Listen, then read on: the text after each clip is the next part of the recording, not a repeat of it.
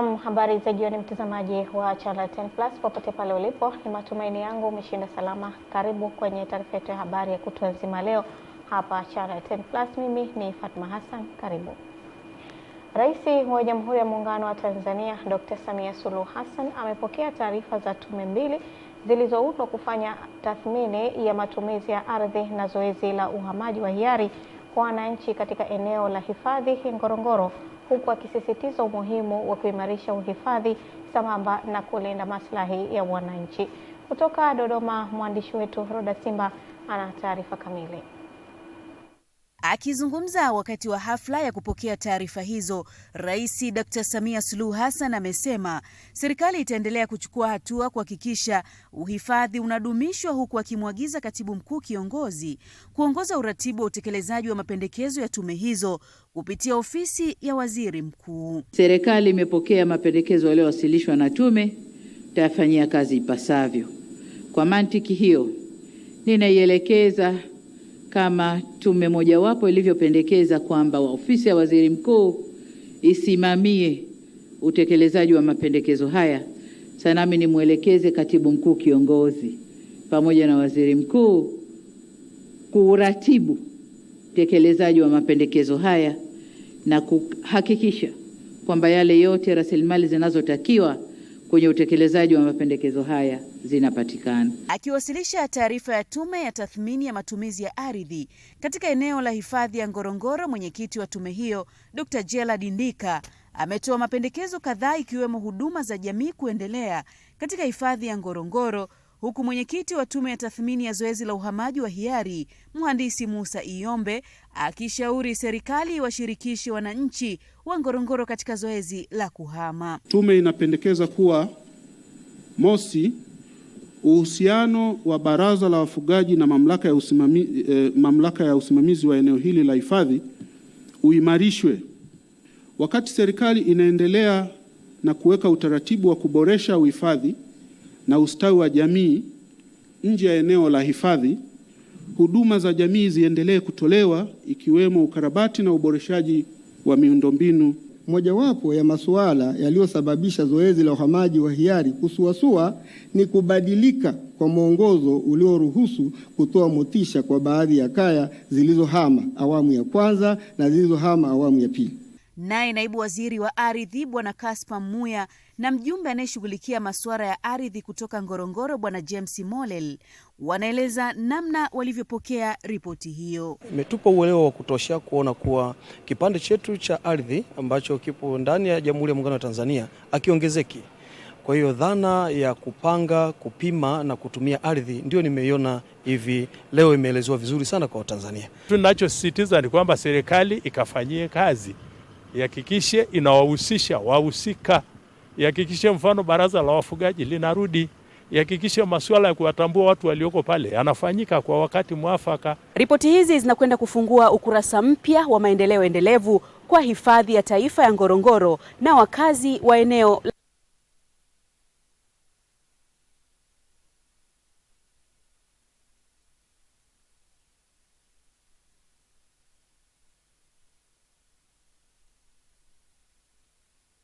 la Ngorongoro. Nikiripoti kutoka hapa katika Ikulu ya Chamwino, Dodoma, mimi ni Roda Simba wa Channel 10. Asante Roda Simba. Katika kuadhimisha siku ya figo duniani, hospitali ya Magomeni kwa kushirikiana na hospitali ya Seifi wameendesha kambi maalum ya upimaji wa magonjwa bure kwa wananchi, ikiwemo uchunguzi wa awali wa figo, macho na kisukari, hatua inayolenga kuongeza uelewa wa jamii kuhusu umuhimu wa kupima afya mapema na kujikinga na madhara ya magonjwa ya figo. Tupate taarifa kamili. Tukio hilo la upimaji limeongozwa na Shehe wa mkoa wa Dar es Salaam Walidi Al-Hadi Omari, ambaye amewahimiza wananchi kuwa na utamaduni wa kupima afya mara kwa mara hata kabla ya kuugua, ili kusaidia kujenga jamii yenye afya na ustawi ulio bora. Sisi tumekuwa wazito hata kukimbilia kliniki kama hizi, na hatuendi hospitali mpaka pale tunapokuwa tumezidiwa, hatujiwezi. Ule sio utaratibu mzuri. Utaratibu ni kama vitabu vya dini vinavyotuambia, kujua kwamba moja katika neema na ambayo ndio kubwa kuliko zote ni afya yake mtu. Kwa upande wa waandaaji wa huduma hiyo kutoka hospitali ya Magomeni na Seifi Hospital, wamesema lengo ni kuwasaidia wananchi kupata huduma za kitaalam karibu zaidi pamoja na kuongeza uelewa. Yule ambaye ana shida anapewa dawa na anakuwa tayari hajakosa chochote. Na hii ndio kauli mbiu ya leo, kusaidia kujali watu, na shehe wetu mkuu wa mkoa wa Dar es Salaam akawa pekee mstari wa mbele katika tiketi ya kusaidia watu. Tunaukumbusha umma juu ya ugonjwa wa figo, tahadhari zake, nini wafanye kujilinda, na wale ambao tayari wanaumwa wafanye hatua gani. Nao baadhi ya wananchi waliojitokeza kupima afya na kupata ushauri wa kitabibu wameushukuru uongozi wa hospitali hizo kwa kuandaa huduma hiyo. Afya ni muhimu sana, ni mtaji mkubwa sana wa mwanadamu popote alipo. Si vyema wewe mpaka umwe sana ndio ufike hospitali. Nimekuja kucheki moyo, nimekuja kuchekiwa na figo pamoja na macho, na nimepewa na miwani hii ya bure. Nawashukuru sana. Ninashukuru, naendelea vizuri. Wazee wako nyumbani, nasema waje wapimwe na wenyewe. Mimi ni Witness Ngalawa. Jeshi la magereza kupitia gereza la wilaya ya Chato mkoani Geita limeanza mkakati wa kuwafundisha baadhi ya wafungwa stadi za maisha, ikiwemo kusoma, kuandika na kuhesabu, kwa lengo la kuwajengea uwezo na kuongeza uzalishaji wa chakula ndani ya gereza hilo. Taarifa zaidi na mwandishi wetu Mrisho Sadiki kutoka mkoani Geita. Mkuu wa gereza hilo ameeleza hayo baada ya mtandao wa polisi wanawake mkoa wa Geita kutembelea katika eneo hilo na kutoa mahitaji mbalimbali kwa wafungwa kama sehemu ya kuunga mkono juhudi za kuboresha ustawi wao. Leo tunalo jukumu la kumrekebisha mfungwa na mabusu kwa maana ya ulekevu. Leo ndani ya gereza letu hili tuna wafungwa na mabusu wapata 32 ambao tumefungua darasa la kuwafundisha KK3. Lakini sio hivyo tu, leo wafungwa wetu wanapata stadi za maisha, ikiwa ni pamoja na shughuli za kilimo, shughuli za ufugaji na kadhalika. Akizungumza kwa niaba ya mtandao huo, mkuu wa polisi wilaya Chato amesema wataendelea kugusa na kusaidia maisha ya wananchi wote bila kujali itikadi zao, ikiwa ni sehemu ya wajibu wao kwa jamii. Sisi mtandao wa polisi wanawake tunatambua wale ni ndugu zetu, ni jamii. Naamini wakitoka hapa watakuwa ni raia wema, watakuwa ni raia safi, na pia wataweza kutupelekea ujumbe huko ambapo wanaishi na jamii zao. Kwa upande wake, kaimu kamanda wa polisi mkoa wa Geita Adam Maro amesema wanawake wamekuwa nguzo muhimu katika kukuza uchumi na kusaidia kutatua changamoto za uhalifu katika jamii. Uzalishaji wa mwanamke mmoja katika uchumi, kama wanatambuliwa vizuri, nchi inakwenda haraka sana. Lakini pia wanawake hawa ndio wanaokaa na watoto katika hatua za awali, kwa hiyo wanaweza wakawarithisha watoto utamaduni mzuri. Kwa hiyo ni vizuri tukatambua nafasi yao na uwepo wao ambao watatusaidia kwa kiasi kikubwa katika kubaini, kuzuia na kutanzua kero ya uhalifu. Kutoka Chato, mimi ni Mrisho Sadiki. Wakala wa huduma za misitu Tanzania TFS kanda ya Mashariki kwa kushirikiana na mtandao wa jamii wa usimamizi wa misitu Tanzania Mjumeta wamekabidhi miche ya miti ya mbao pamoja na matunda kwa wananchi wanaoishi kwenye vijiji vinavyozunguka hifadhi ya msitu wa asili wa Zigua unaopatikana kwenye mikoa ya Tanga na Pwani, ikiwa ni sehemu ya utekelezaji wa mpango wa kuendelea kushirikisha wananchi katika ulinzi na uhifadhi wa msitu huo. Kutoka Chalinze, Pwani, Ernest Mbezi anaripoti. Akiongea wakati wa zoezi la ugaji wa miti hiyo lililofanyika kwenye kata ya Kibindu katika halmashauri ya Chalinze mkoani Pwani, afisa muhifadhi kutoka TFS kanda ya Mashariki Bwana Azizi Mhina amesema wakala wa huduma za misitu Tanzania katika mradi huu walikuwa na jukumu la kusaidia kuandaa mpango wa matumizi bora wa ardhi, mpango wa usimamizi, kutoa mafunzo kwa kamati za maliasili za vijiji,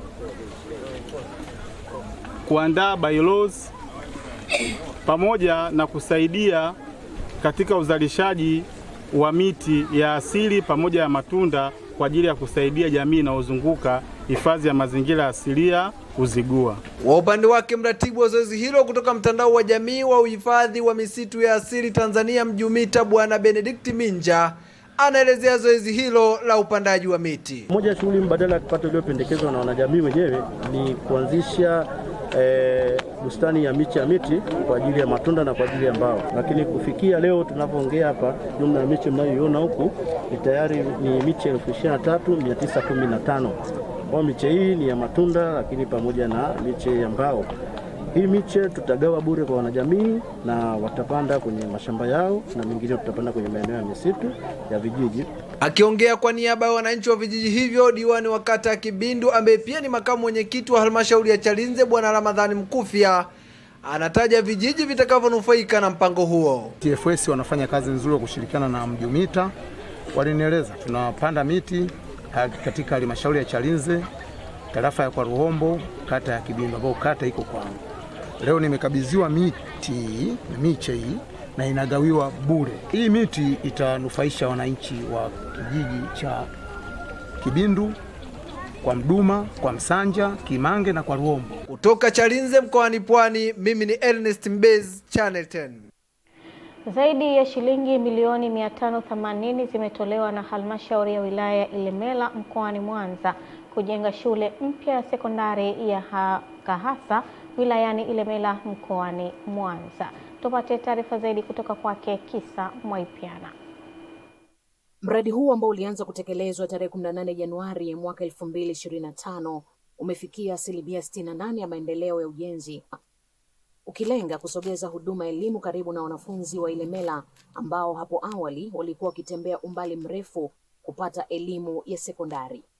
Katibu wa NEC Itikadi, Uenezi na Mafunzo wa Chama cha Mapinduzi CCM, Kenan Kiongosi, ameutembelea mradi huo katika ziara yake ya kukagua miradi ya maendeleo mkoani humo na kuridhishwa na maendeleo yake, huku akiisifu halmashauri hiyo kwa ujenzi wa shule hiyo. Baada ya kusomewa hii taarifa, mradi huu utagharimu jumla ya milioni 584 na milioni 400 imeshatumika kujenga miundombinu mbalimbali hapa, ikiwemo madarasa, maabara na mambo mengine. Lakini jambo la kufurahisha, shule hii imeshasajiliwa na tayari wanafunzi wanasoma. Tuna jumla ya wanafunzi 171.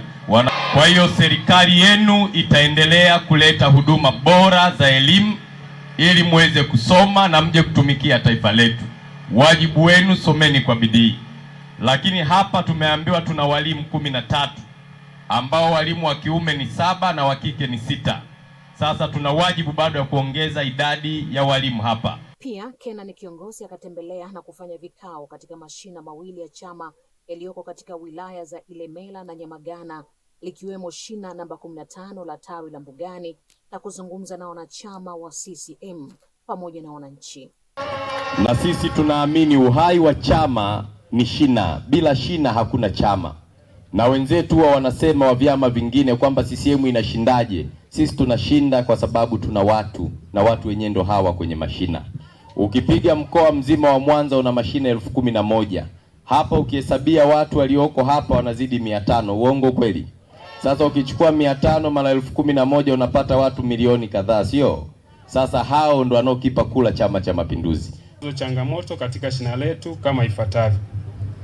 Hatuna simu ya kusajilia wanachama kutokana na uongezeko wa wanachama kuwa wengi, na kwa kuwa bado tunaendelea kusajili wanachama, hivyo tunahitaji, kama itakupendeza, tuweze kupata simu 2 kwa ajili ya usajili wa wanachama wapya katika shina letu.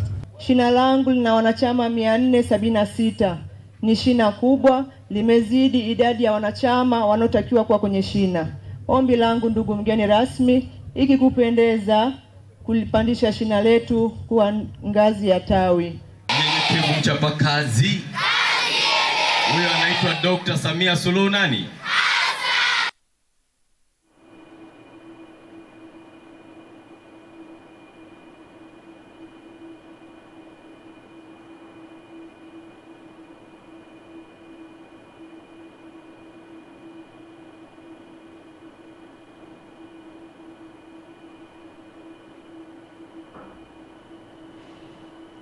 Naam, Baraza la Usalama la Umoja wa Mataifa limetoa wito kwa Irani kusitisha mashambulizi dhidi ya nchi za Ghuba kupitia azimio ambalo halikutaja mashambulizi ya Marekani au Israel dhidi ya Iran.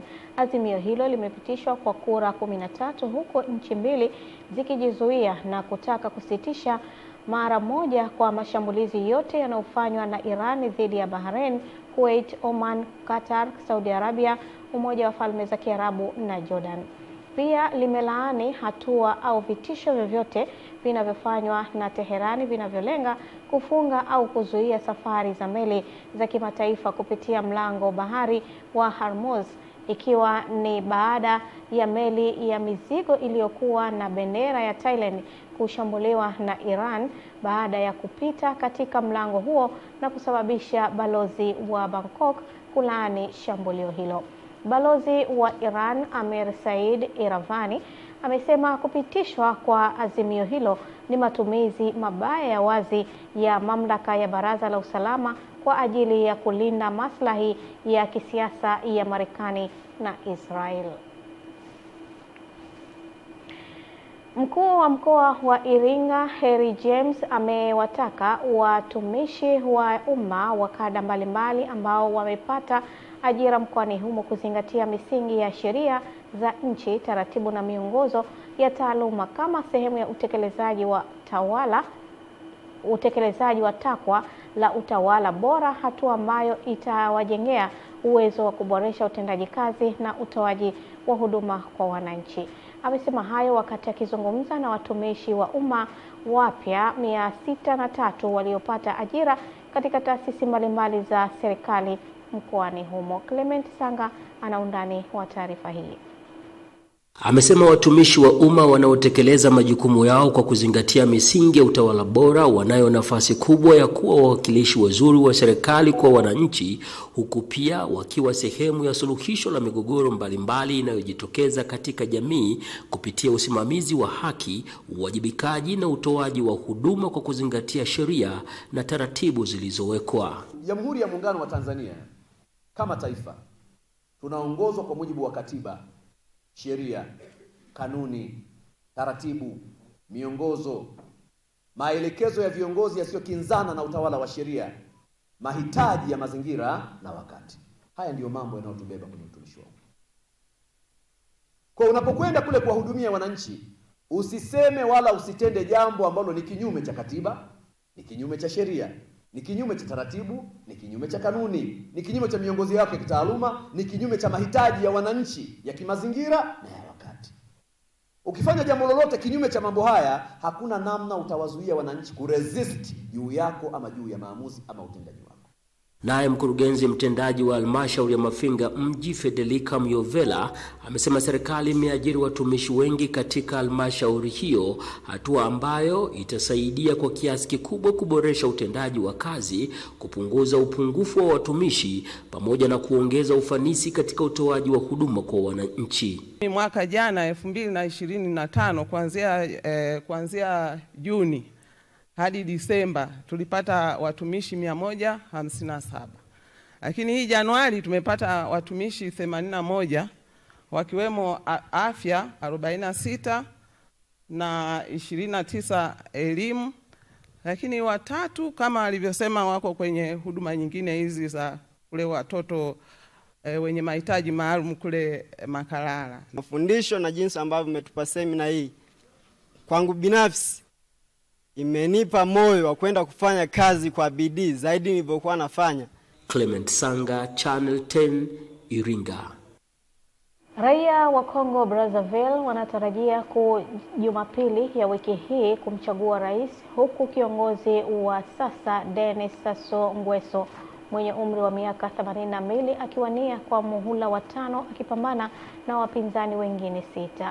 Nguesso ambaye ameongoza nchi hiyo kwa miongo minne atakuwa anapeperusha bendera ya chama tawala cha Leba, huku baadhi ya wapinzani wake akiwa ni mbunge wa zamani Mabio Mavongo Zinga anayeongoza muungano wa upinzani.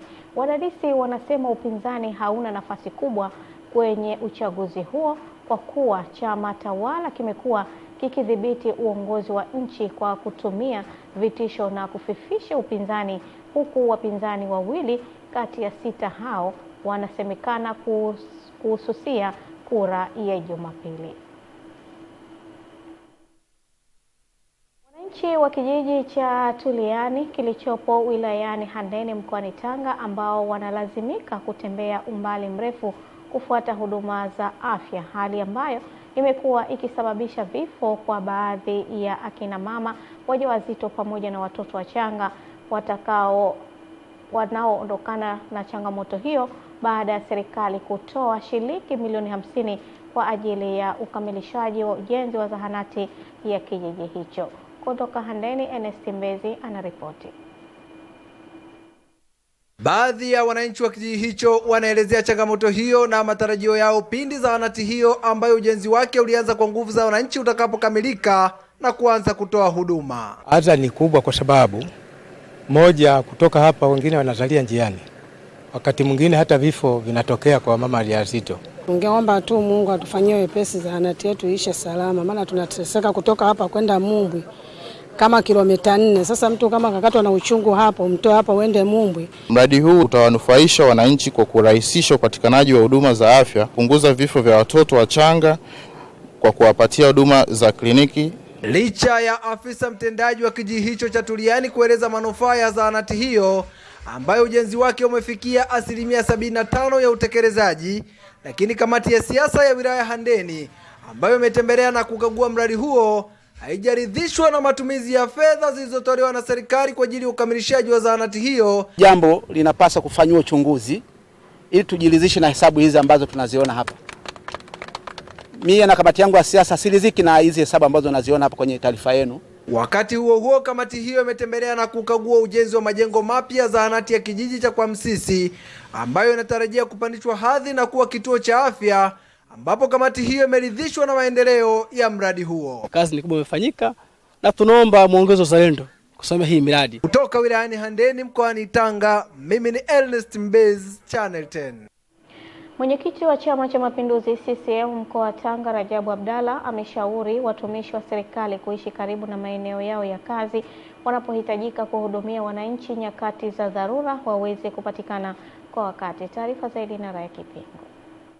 Mtumishi mahala alipoajiriwa aishi mahala hapo ili aweze kuhudumia wananchi muda wowote, wakati wowote, saa yote ya kazi. Ziara ya kamati ya siasa ya mkoa ikiongozwa na mwenyekiti wa CCM mkoa wa Tanga, Rajabu Abdalla, ambaye amekagua maendeleo ya ujenzi wa zahanati ya Mwembeni iliyopo kata ya Madanga wilayani Pangani na kuagiza kupatikana kwa huduma ya maji ndani ya siku 14. Hapa pana zahanati inayotoa huduma kwa wananchi. Kama maji hakuna, huduma hiyo inatolewaje? Ndani ya wiki 2 tayari hapa kisima kile kimekamilika hapa. Hatuhitaji maneno, kichimbo kisima kwa haraka, kwa sababu maji, ndugu zangu, ni kitu muhimu sana. Akielezea upatikanaji huduma za afya kwa makundi maalum, mganga mkuu wa wilaya Pangani Daudi Mwakabanje amesema zipo baadhi ya huduma ambazo tayari serikali imelipia nusu ya gharama pindi wananchi wanapofika kuhudumiwa. Kama mjamzito labda amekuja kwenye uzulio lake la kwanza, alitakiwa achangie shilingi 1400 kwenye kipimo, lakini kwa sababu ni mama mjamzito yupo kwenye kundi la watu wenye msamaha, manake anapunguziwa gharama na ile gharama nyingine serikali tayari imeshalipia.